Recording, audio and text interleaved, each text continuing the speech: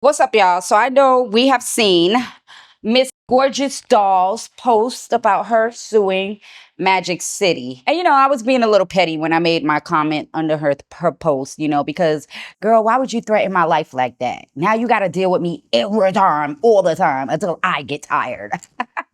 Just kidding, a little bit.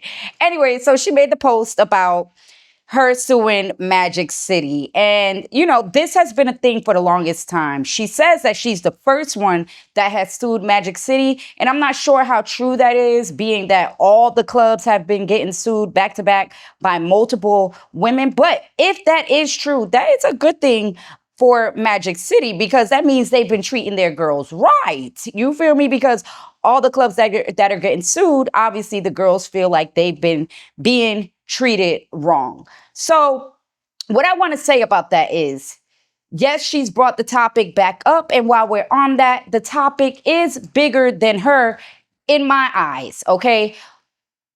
I say, all the girls, you feel like you've been mistreated, you feel like you've been robbed, okay, do your big one. But we all know, especially a lot of women, they've been in the game for a long time. And a lot of girls that are suing, been in the game for a long time. You got to pay tip out. You got to pay the house mom. You got to tip your DJ if he works for you. That's a whole nother conversation. You got to tip security if they work for you. That's up to you and your discretion. You shouldn't be forced to do it. However, it's your discretion. That's a whole nother topic, like I said. But my thing is, with all these lawsuits, this is my question for the strippers. That's why I'd say it's bigger than just suing the club and feeling like you got robbed and you getting your money back. I just want to know, for tax purposes, now that all these lawsuits are going on, everyone is hitting the blogs about them. They're on the news. This is not the first time this has been reported, nor is this the first time that I've have spoken on this situation. But for my strippers, what you guys are bringing all this light to the clubs because you feel like you've been robbed or they're treating you wrong. So now you get mad. You want to go sue the clubs, right? This is bringing a light on a lot of the under the table money, a lot of the, the money that the government may not even know. They don't know how much we make. And a lot of strippers, 99.8%, maybe 99.9% are not paying taxes, not claiming the money that they're making. You guys don't feel like, you're opening a whole nother can of worms. And yes, I agree with some people that are saying, well, if that happens, maybe that's a good thing. But then I'm thinking like, okay, if that happens and they have to pay taxes, that means things have to be done like accordingly, like the white clubs. Okay. The white clubs are ran. They go by the book for the most part. Okay. Now we talking about working in the black clubs specifically, because this is what happens in the urban clubs. Okay. What if the government finds out and now they want you guys to pay taxes? Okay. Now you're paying taxes. But now you have to clock in because you have to work a certain amount of hours, which is like, this is what happens at the white clubs. You got to clock in. You have to work your specific hours. Y'all know a lot of us like to go to work at 2, leave at 4 after we made that bag. You know what I'm saying? You might have to pay a little $50, $100 to leave early. But for the most part, in white clubs, they go by the rules for paperwork purposes. Now, what if the black clubs do that? You won't have the freedom that you have now, as well as you may not make the same money because there's going to be a lot of stipulations. What if they put a cap at the tips you can make? I'm just saying there's a bigger side to this, a bigger picture, because I know that a lot of girls have been suing the clubs, right?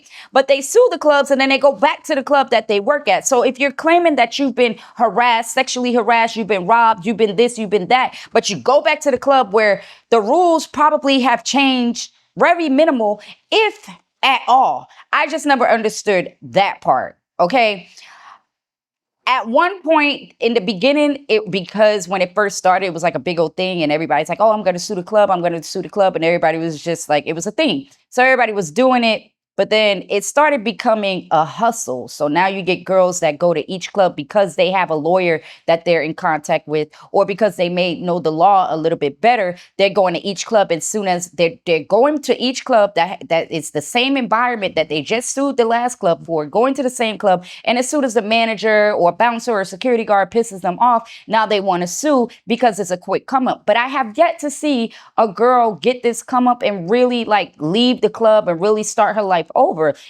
That's why it's hard for me whenever a girl pops out, another girl pops out and she is suing the club. It's hard for me to like feel sorry. Like, I get it.